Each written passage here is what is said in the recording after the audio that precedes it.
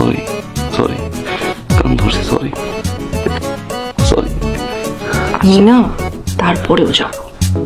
ভাবি আমার খুব মন খারাপ লাগছে মার জন্য। 2-3 দিনের জন্যই তো যাব, তারপর তো আবার এখানেই আসতো। মাঝে মাঝে আসলে এরকম যাওয়া উচিত। লং ডিস্টেন্সে আর অভিমান করে গেলে তো রিলেশনটা আরো স্ট্রং হয়।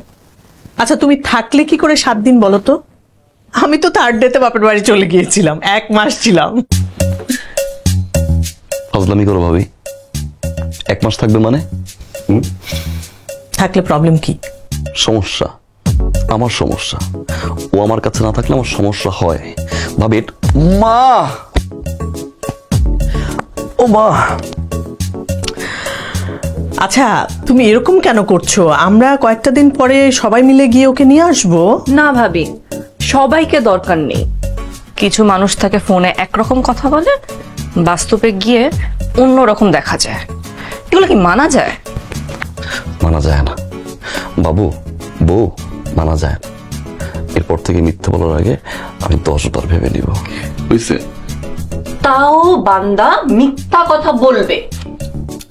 সায়ান তুমি ঠিক হবে না? আমি তো মনে করেছিলাম বিয়ে শাদী হলে তুমি চেঞ্জ হয়ে যাবে। কি এসব? গাড়ি রেডি আছে নিচে, ব্যাগ ট্যাগ নিয়ে নামো। ভাবি কই যাও তুমি? বুঝাও ভাবি।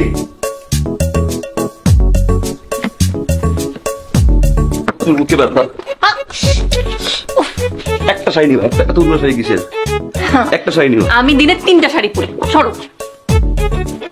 এখন এই যে আমি এত কষ্ট করে ভাঁজ করলাম, সব নষ্ট করতে আমি বললাম আমি অসুস্থ না, সামান্য পরিমাণ ভালোবাসা থাকা দরকার। কি অসুস্থ? তুমি মানসিক অসুস্থ। কালকে যাও, আমি ড্রপ করে দিই। আমি যাই, আমি গিয়ে দিয়ে আসি। তো আজকে গিয়ে দিয়ে আসো। আজকে না, আমি গিয়ে দিয়ে আসি। প্লিজ প্লিজ, সরি সরি, আর করবো না। সরি সরি সরি, কান ধরছি, সরি সরি। আমি না তারপরেও যাব। বাবা, বাবা।